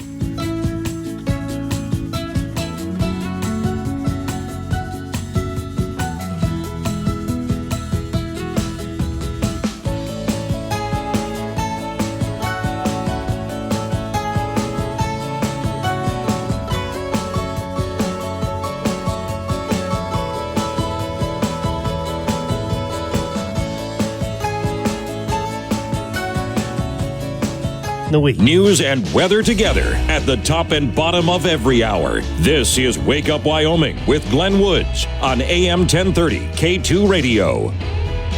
8:36 the time. It's Wake Up Wyoming. Talk about a weird variety of guests. So earlier this morning, I had Weird Al Yankovic on the program. Now I have your Congresswoman, Harriet Hageman. I mean, my head's spinning here till it hurts, Harriet. Well, mine too. Yeah, especially after this weekend. Boy, that was really something to finally hear that the President Biden is dropping out of the race. So I would assume that all of your Democrat compatriots there in the House and Senate are running around literally with hair on fire. They have been for quite some time. In reality, since that debate, there has been such a feeling of panic among the folks on the other side of the aisle, and it's palpable. You can feel it in the hearings. You can feel it in the way that they talk to us and the way they react to things. It's been bad. It is bad today, although I haven't been around a ton of people, but I've been watching some news this morning. There also seems to be a bit of optimism that maybe they can move beyond this chaos. I think it's going to be chaos for quite some time. Yeah, I think pretty much it will be, too. And what I've been saying this morning, I home cared my dad through Alzheimer's for 6 years. And I just wanted them to take Joe home for that reason. Forget politics. He's an old man with dementia. Get him out of there. Get somebody else in there. Go home and take care of him. But it seems like the inner circle was more concerned with winning an election, as they saw it, than they were with taking care of an old man, which tells me that Democrats are not as compassionate as they claim to be. Glenn, the fact is that I've been saying this for quite some time, and I've had people kind of push back a little bit, but I think I've been vindicated, and I'm not the only one. Right. Joe Biden has been suffering from dementia for not just the last 3 months or 6 months or 9 months or a year. Yeah. If you watch the 2020 campaign, if you've watched him when he has gotten on stage and he goes into almost a screaming old man yelling, "Get off my lawn." Yeah. You can see it in these eyes. And the other thing that I keep pointing out to people is that I believe that they've had him on some very serious drugs to try to make it so that he could perform under certain circumstances. And the reason I say that is when you look at his eyes, they're so dilated and so out of the norm in terms of what eyes typically look like. I just encourage people to go back and look at photographs and videos over the last 9 months or a year or so, and you'll see it. Yeah. I've been kind in saying they've been jacking him full of Red Bull, but that's just me. All right. Now, well, maybe that's it. I've never had one. So. Yeah. I tried one once, and I said, I don't think my body, I love coffee. I can't handle that much caffeine. But you had some other things that you wanted to talk about, because I know you've been busy. So what have you been working on? So last week I was at the RNC, and the unity and excitement is just absolutely off the charts. It was just a ton of fun, in part because you get to see people from all over the country. This is my third RNC. I was not a delegate, but I went as the member of the House of Representatives, and I got to see people that I have served with in the past. I had an opportunity to visit with, a whole slew of people. This past weekend, I was at home in Cheyenne Frontier Days and got to spend some time with my husband and other family members. We had a couple of dinners at my house over the weekend. This week, we've got some interesting hearings coming up. Today is Cheadle in front of the Oversight Committee, which I'm not a member of that committee, but on Wednesday, we're going to be doing the Judiciary Committee, and we're going to be overseeing our oversight of the FBI. So clearly, some of what happened with the assassination over the last the last 10 days, that's going to be front and center when we get Mr. Ray in front of us yet again, and hopefully there will be some accountability there. And then the other thing is that we are going to be voting today on a bill to protect victims' voices, and it's called the Victims' Voices Outside and Inside the Courtroom. And what it would do is it would make it so that you can have someone who's assuming the rights of a victim in a court case, say someone was dramatically injured in a car accident or something like that. We're giving other folks a voice to be able to help them. And so I'm excited about that. We also have another 4 or 5 appropriations bills this week, 4 appropriations bills that we're going to try to get through. Right now, the House is sitting at, we have funded 68% of the government with the appropriations bills we've passed. Senate refuses to take them up, but the House really is actively engaging in regular order. Okay.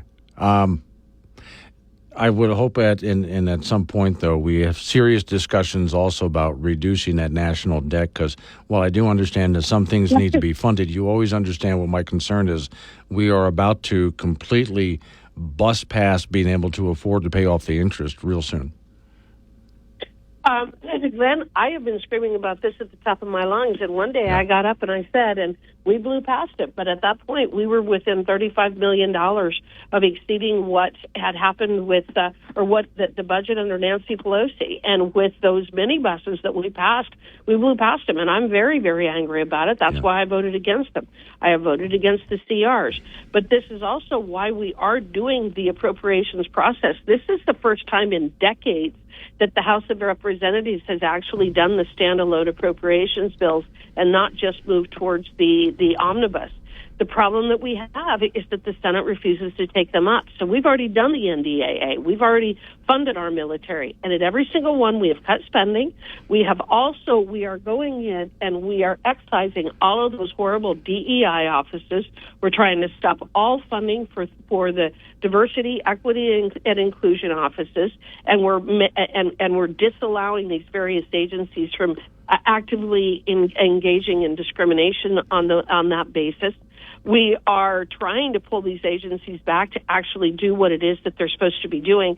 I continuously add amendments to defund various programs that, number one, I don't believe that the federal government should be engaging in, but also is just superfluous. One of them is that I continue to fight against radio frequency identification ear tags.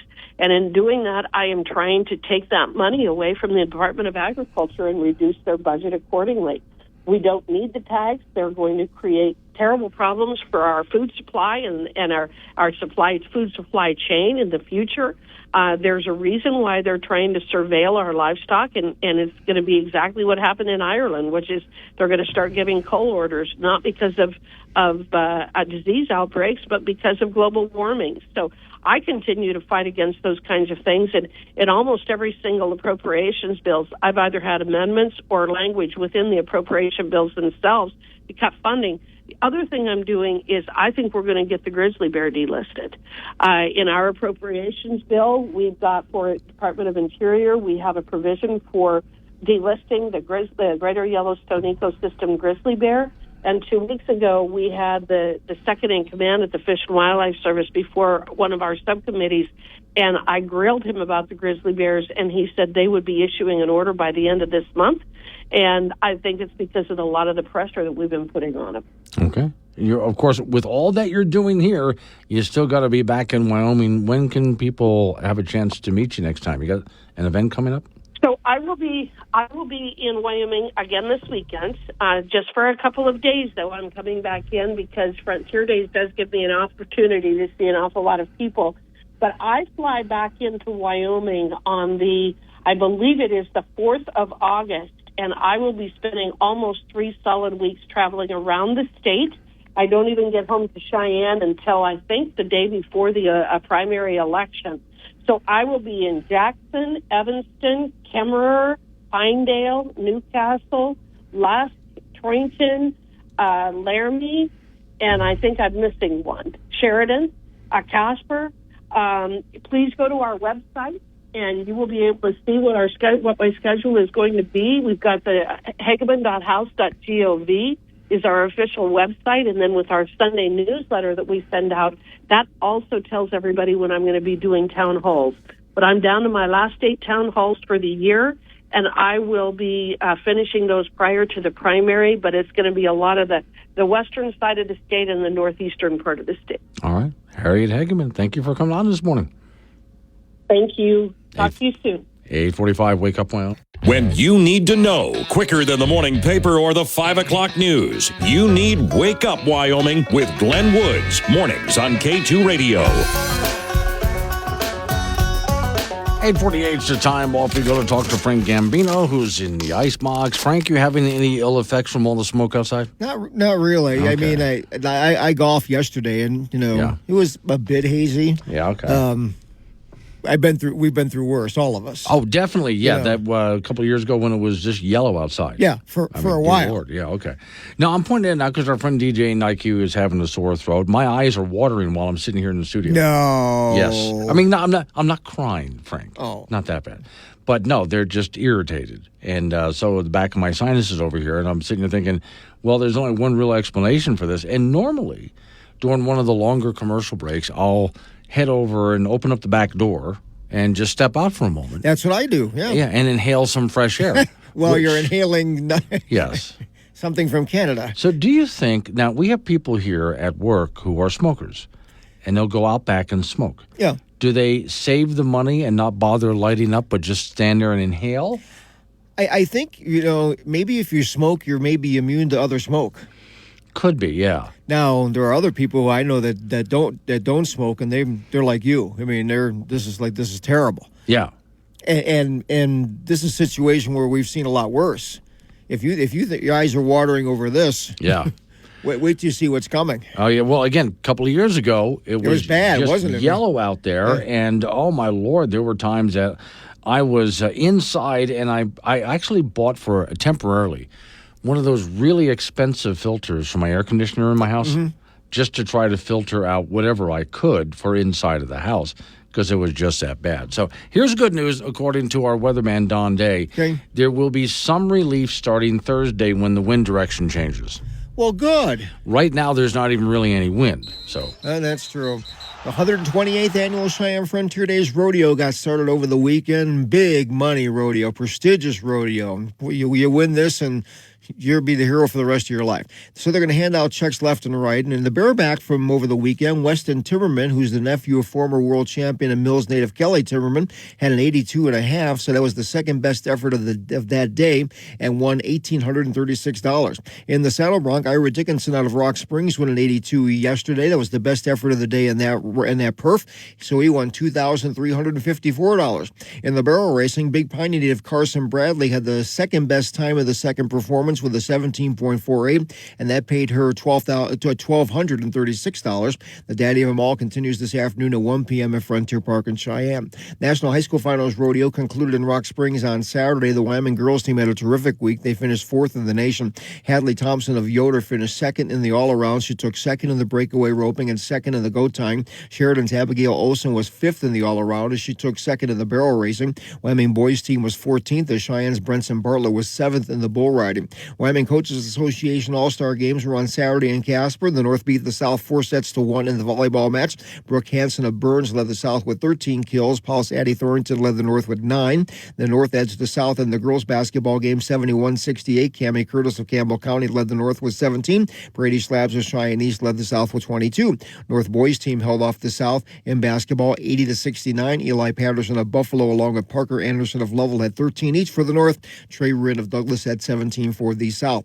Major League Baseball, the Colorado Rockies lost to the San Francisco Giants 3-2 in Denver yesterday. Jorge Soler with a 470-foot home run for the Giants, longest in the major leagues this year, and Brendan Rodgers had a 2-run homer for Colorado. The Rockies are a woeful 36-64. They'll host the Boston Red Sox tonight.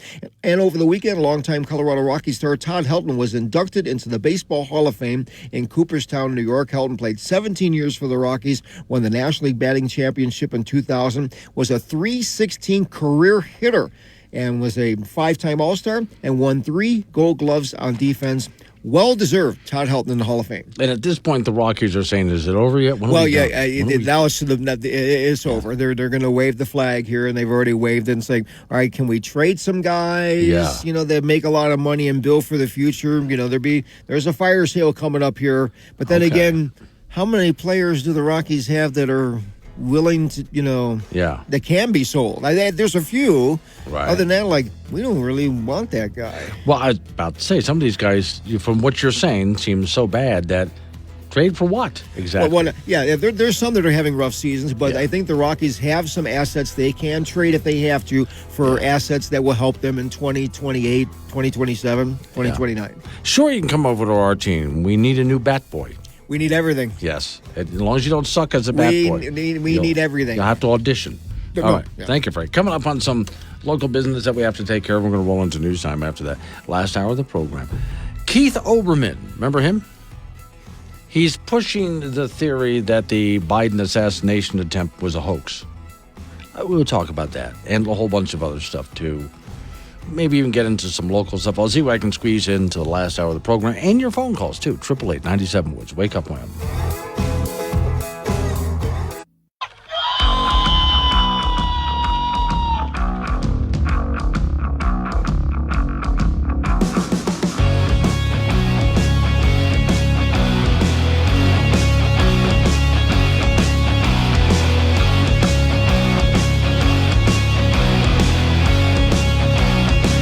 6 the time. It's Wake Up Wyoming. My name's Glenn Woods. Thanks for joining me. It's a Monday. Today's show is sponsored by shrimp-flavored breath mints.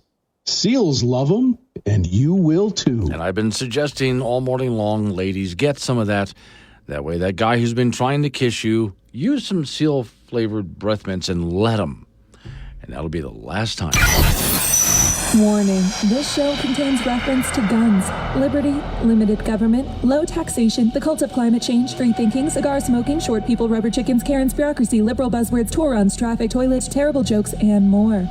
No apologies will be issued. Guest callers may express any opinion they want without fear of being canceled.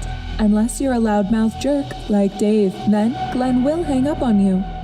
Strap in, hold on to your coffee, and feel free to participate. This disclaimer does not refer to every person named Dave, just one particular Dave from San Francisco. We know a lot of Daves. They call this show all the time, and they're great people. So don't call this program and complain that we use your name. That would be a real Dave move, Dave. Okay, I'm just going to adjust something really quick here. The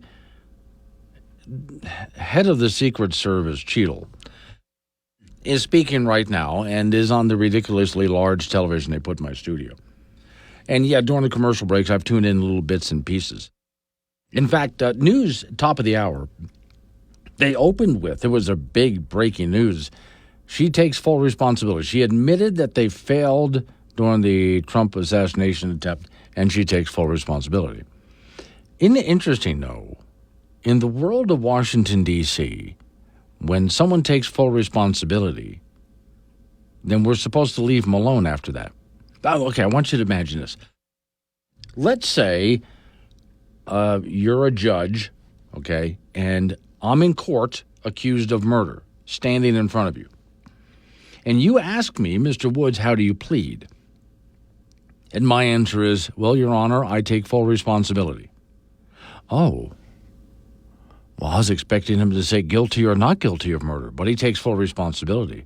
Well, thank you for that, Mr. Woods. You can go home. And life goes on because I took full responsibility. Is that what that means? Taking full responsibility is an admission of guilt. Therefore, I pleaded guilty. Let's go back to when Hillary Clinton was found to have servers at home with all sorts of classified documents on them. And then she was caught red-handed beating a cell phone to death that had other information with a hammer, wiping those servers clean so nothing could be found on them. I mean, she was found flat out, all this evidence against her. She should still be in jail today because of all of that. But her answer was, well, I take full responsibility. Well, okay, she just admitted guilt. So arrest her, and let's throw her away and throw the key away while we're at it. That's what taking full responsibility is. So here's your director of the Secret Service, where she's being confronted with what happened to Trump was a massive failure of the Secret Service. Massive. And she says, well, I take full responsibility. Great. So let's start by you resigning. If you're taking responsibility for it, then that means you are going to suffer the consequences. Unless you're in Washington, D.C., where all they have to do is say, I take full responsibility, and nothing happens. I think I'm going to try that from now on. I mean, I'm not running around doing anything. That's a problem. But if for some reason I get caught doing something that I shouldn't have been, I don't foresee that, really. But if that were to happen, I'm going to try that. Well, I take full responsibility. And let's see if anything happens to me after I do that. I bet it will, because I'm not living in Washington, D.C. I'm not part of the Washington, D.C. inner circle. So I bet that as soon as I say I take full responsibility, something bad happens to me. And would probably to you, too. But not to these people. All right, 888-97 Woods, the phone number, 888-97-WOODS. Remember Keith Olbermann? Talk about a jerk. One of the reasons that Keith Olbermann is not on television, besides that he's a moron, but they loved him on MSNBC, is because he's just so difficult to work with. He's incredibly difficult to work with. That's the main reason over the years he's been fired from television over and over again. He's been a sportscaster. He's been a host on MSNBC. All right, so he's still out there making comments, even though he doesn't, as far as I know, correct me if I'm wrong, he doesn't have a show anymore anywhere. Well, let's find out. Olbermann's outburst occurred after Congressman Ronnie Jackson, Republican of Texas, who also White House doctor during the George W. Bush and Barack Obama Donald Trump administrations, released a report on Donald Trump's injuries suffered in the attempted assassination attempt on July 13th in Pennsylvania. Quote, the bullet track produced a 2-centimeter wide wound that extended down the cartilaginous surface of the ear, says the doctor. There was initially significant bleeding, which, by the way, yeah, your ears, if you do damage to your ears, they will bleed like crazy. Followed by marked swelling of the entire ear. The swelling has since resolved. The wound is beginning to granulate and heal properly, which is why last I saw a picture of Trump on television, he had a much smaller bandage on the ear. Quote, based on highly vascular nature of the ear, there is still intermittent bleeding requiring a dressing in place. Given the broad, blunt nature of the wound itself, no sutures were required. Okay, Keith Oberman answers. In brief, Ronnie Jackson isn't a doctor, which is perfect because Trump wasn't hit by a bullet. He's perpetuating that whole idea that, no, Trump was never shot. In fact, I wonder, I don't know that I got rid of it from last week when we were talking about that. Let me see. Weird Al. Oh, I got to play the Weird Al. Here we go. I had Weird Al Yankovic on earlier this morning.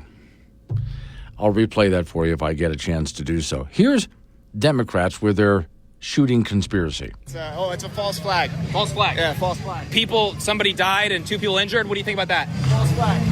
False flag. I thought it was magnificently staged. It was professionally done. It almost looked real. Wait. Staged by who? Oh, by Mr. Trump, of course. I think this whole thing is staged. You think it was staged? Yeah. So you just thought it was fake? Of course. One person died in the crowd, 2 critically injured. What happened there? Small price. It wouldn't matter to Trump. Do you think he cares if people die for him to be elected? That doesn't mean anything to Trump. I think that he walked away alive with perhaps a scratch on his ear. Yeah, it grazed his ear. Yeah.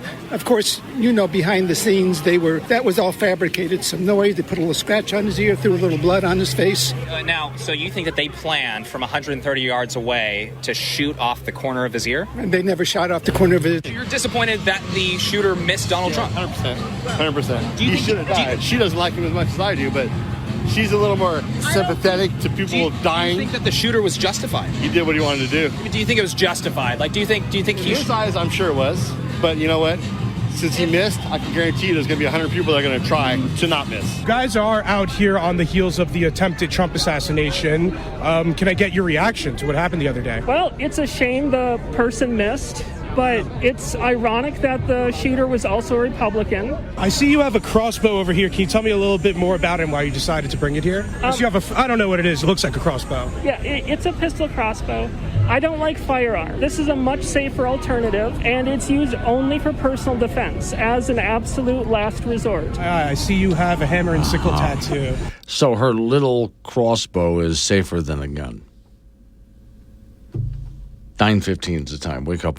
Take Glenn anywhere with the Wake Up Wyoming mobile app. Wake Up Wyoming with Glenn Woods on AM 1030 K2 Radio. All right, 9:21 is the time. It's Wake Up Wyoming. Here in the state of Wyoming, there's something just to be on the lookout for. Have you received a mailer claiming members of the Wyoming legislative body consider removing former President Donald Trump from the ballot? Well, and not everybody has. These political mailers were sent by a Wyoming Freedom PAC to Laramie, Fremont, Sweetwater County voters.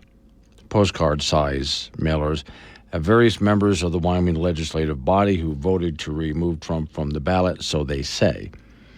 But no such bill was ever offered during the legislative session. So now Wildfile decided to investigate a little bit. And the gentleman who is with the organization said, during the call, I don't have that in front of me, but I'm pretty sure there's a reference to a statement made at the bottom of the postcard. There's a specific vote that reference, so you can look that up. So the assertion by the group is that the bill's footnote, it's a footnote in the bill, intended to bar the Secretary of State's office from using state funds to engage in out-of-state lawsuits. So this gentleman told Wildfile that the vote over the footnote was effectively a vote against Donald Trump being on the ballot, which it's not. Quote, they knew what they were doing when they did it, he said.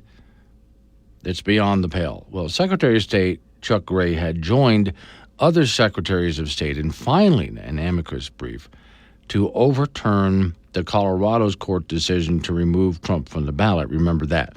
Citing January 6th insurrection and so on. That's the one that went to the Supreme Court, and the state of Colorado lost that, real fast. So the amicus brief just means we are friends of the people that are filing this lawsuit, and we're in agreement with them. And it might include a few statements in support of the people that they're in agreement with. The Joint Appropriations Committee added a footnote: no funds appropriated under this section shall be expended without specific legislative authorization for the Secretary of State or the Office of the Secretary of State to initiate any litigation or participate in litigation initiated in a court outside of Wyoming in which the state, the Secretary of State, or the Office of the Secretary of State is not named as a party. So in other words, we would have to have, as a state of Wyoming, a dog in that fight in order for anyone to go ahead and spend money, Secretary of State, to spend money on the case. So that footnote had nothing to do with removing Trump from the ballot. Wyoming Freedom PAC is claiming that it does in a roundabout way, and I'm one of those who looks at it and go, I don't think that it does. But they went ahead, the Wyoming Freedom Caucus did, and put out what was a whole long list of, in fact, I'm going to see if I can call them up real quick while I'm talking about this. It's a whole long list of names. These are, again, postcard size mailers that you might have received, and I think it really misrepresents what was going on there. I don't, and the mailers are also the kind of mailers that you tend to receive around election time, which always paints someone in a really dark light.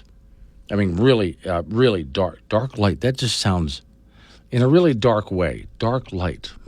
That's, to me, that's contradictory, but okay.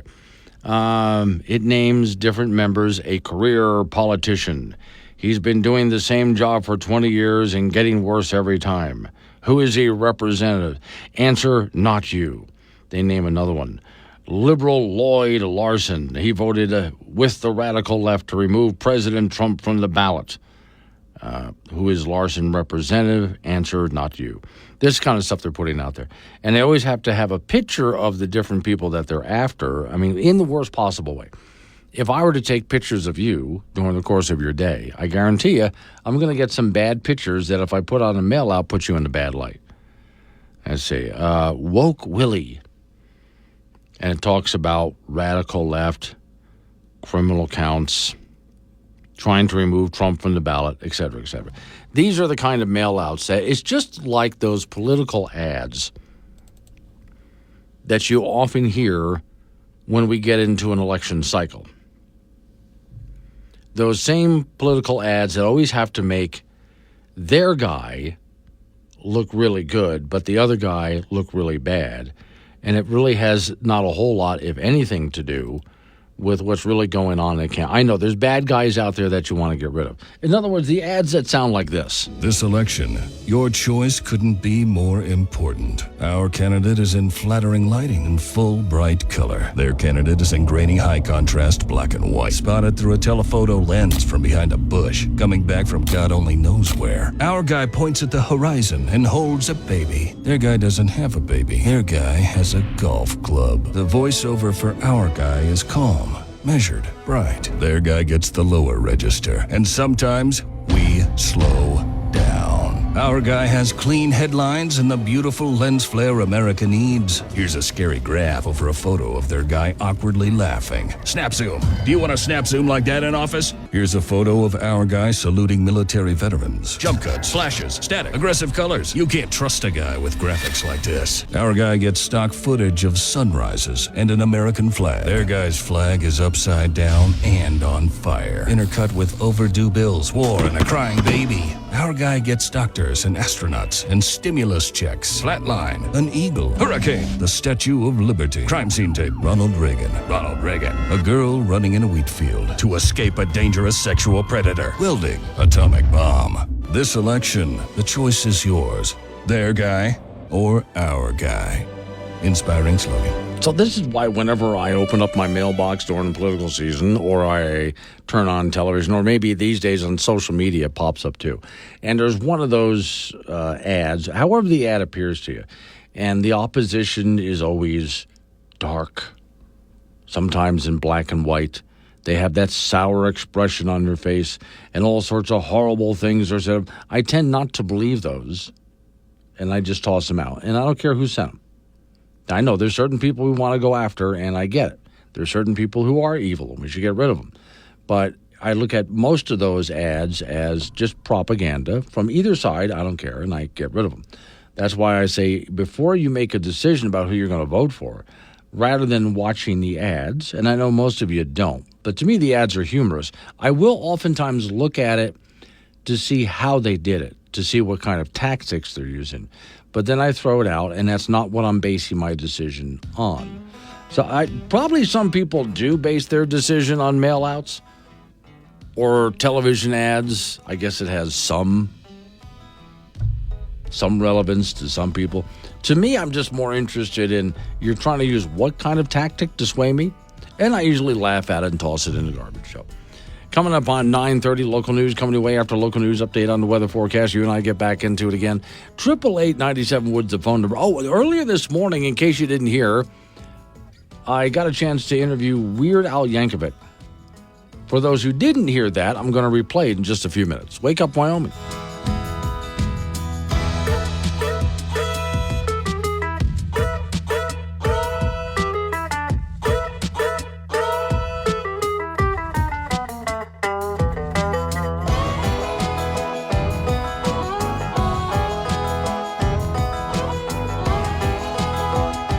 The week. Download the Wake Up Wyoming mobile app. Listen anywhere and chat live with Glenn during the show on AM 1030 K2 Radio. 9:36 the time. It's Wake Up Wyoming. This weekend it's gone far too crazy for me, so I decided just to go ahead and this political season write in Weird Al Yankovic for president, and I hope that you'll do a much better job than what we've had over the past, let's say, 20 years. Morning, Al. Thank you. Thanks for your support. I appreciate that. Can we get your campaign going sometime real soon? I'll talk to my team. We'll see what happens. That's right. So, yeah, I would think you would have a team for all sorts of different things, but never for politics. Do I call you Mr. Weird? How do you like to be addressed? Well, like Paul Simon says, you can call me Al. Okay, that's fine. I remember first seeing you during the MTV days, back when MTV actually really did music. And I couldn't wait to see what kind of parody you were going to do of all of our favorite songs back then. But I would say, though, today it's got to be completely different because most of where I watch your stuff from is on YouTube and other social media. Is that pretty much the venue you have to go through these days? Pretty much. MTV's kind of been off my radar for a while, but music videos are still alive and well. People, just go to the internet now when they want to see a music video. It's video on demand. So, yeah, it's still very important, sure. Yeah, okay. Now, the inspiration for all of this, is pretty obvious because I have friends of mine who will hear a song on the radio and right away will start to screw up the words. But I think the difference is screw up the words in a way that actually makes sense. So I've been watching your videos for years wondering, how much work do you put into a parody? Because my friends, again, can do it off the cuff, but it's not exactly the best wording for this. You, on the other hand, how long does it take to write a parody? It takes a lot longer now than it used to because when I was first starting out, I thought that nobody would really care about these songs. I would write a song, like another one, Rides the Bus, which I did in 1980. I think I probably wrote that in 20 minutes because I thought, I'll just write this song and I'll play it live on the Dr. Demento radio show, and it'll be a laugh, and then I'll never think about it again, not knowing I'd be playing it on stage for the next 40 years. Yeah. So now that I know that, I've got a body of work that people actually care about, sometimes I'll spend weeks or months working on one stupid song. How did you work your way up over the years? Because it sounds to me like you probably got your start, Dr. Demento's one of them, doing radio before there was MTV. When did this all really get going for you? Well, I think, probably MTV kicked it into high gear because, I put out one album. My debut album was in 1983. And then the second album had Eat It on it. And I remember very clearly when the Eat It video went into heavy rotation on MTV. They said that overnight fame is a myth, but literally, like the day after that video hit MTV, I was recognizable everywhere I went, which was odd for that had never happened to me before. But I was overnight, I became the Eat It guy. People were pointing at me and staring, and it was a very odd experience. Well, considering the length and curliness of your hair, they would be anyway, I would think. Well, that's probably true. Yeah. That's probably true. All right. Now, as we get into the people who back you up on this, because I've seen over your videos over the years, it's not just you and who's doing the music for you, by the way? Are you doing that, or do you have a band with you? I've got the same band that I've had for over 40 years. Okay. That I like, I'm very faithful to my guys, and they're faithful to me. And yeah, the team has been together for decades and decades. But the famous people, though, that you get into your videos, I mean, that's something that's always kind of caught me off guard. You just got who to get into that video? Right. Well, the new one is all animated, so it was pretty easy to get them in the video. But every now and then I'll have a nice little cameo appearance from somebody. Yeah. Like for the tacky video. I've got I've got a lot of famous friends. So Jack Black and Kristen Shaw and Eric Stonestreet, Margaret Cho. Yes. Who am I forgetting? It's fun to be able to just pick up the phone and say, "Hey, you want to be in a video?" Well, the one that really struck me years ago was White and Nerdy, because all of a sudden I went, Donny Osmond? I'll try to. Who's the whitest and nerdiest person I know? And Donny came to mind immediately. Yeah. Okay, now you're on a bit of a radio tour right now, aren't you? I mean, hitting radio stations all over the country. Yeah. I'm promoting the single, and I just want to kind of get out there and say hi to everybody. Okay. Let's talk about the tours, because I've come across, there's a friend of mine up in Gillette, Wyoming, who said he was out of state, and some friends of his decided to take him somewhere just to surprise him, didn't tell him where he was going, and he winds up at one of your concerts, which he said he had the best time ever. Now, I've never been to one of your concerts. Do you get out there in costumes and play all of this out? Yeah, I should point out that half of my audience at my live shows have in fact been kidnapped. So that's nice to hear. It's every tour that I do is a little different, but yeah, a lot of my tours are big multimedia extravaganzas with a big costume changes and props, and I ride on a Segway for White and Nerdy, and dress up in Star Wars costumes and Amish costumes, and we try to make it as theatrical as possible and really put on a show. How many members of the audience are dressed up in costume? It depends, but usually quite a bit. It feels like a big communal experience. So you'll have, during the Star Wars encore, you'll definitely see a lot of lightsabers waving around in the crowd. Right. Now, I do know. I did watch your latest video this morning. So for those people, it is animated who don't know this one. You make fun of, or I should say, just parody, because you didn't change much of the words. It looked like to me. You just decided to do all of our big favorite current hits to a different music style, using an accordion? Yeah, well, the accordion is one of the main instruments in the polka genre. So it's like accordion and tuba and some clarinet and trumpet and things like that. I just figured that a lot of the pop songs of the last 10 years just sound a little bit better done polka style. I think Miley Cyrus sounds better with a tuba accompaniment. So at some point, you got to come to Wyoming and put on a show, because you got a lot of fans out here. And we definitely got the venue. I can't wait. Yeah, can't wait. Come on out. All right, and I will be writing you in for President of the United States, whether you like it or not. Well, I appreciate your support. Yeah, Thank all you. right, Al. Thanks for coming on this morning. I appreciate it. My pleasure. Coming up on Take care. 647, Wake Up Wyoming. A pleasant and a good... Got something to say? Call 888-97-WOODS or chat with Glenn on the Wake Up Wyoming mobile app from K2 Radio. 9:48 is the time. It's Wake Up Wyoming. Off we go to talk to Frank Gambino, who's over there in the icebox. Okay, we've got Cheyenne Frontier Day going. Yes, right? we're rolling. And here come the tourists trying to dress like cowboys and cowgirls. Well, and this is how I think this works too. There are some years where the cowboy Western way of life appeals to the rest of the nation. Sure. And there are other years that it doesn't. Right. So if you're coming to Cheyenne, of course you're going to get a hat and a shirt. Sure.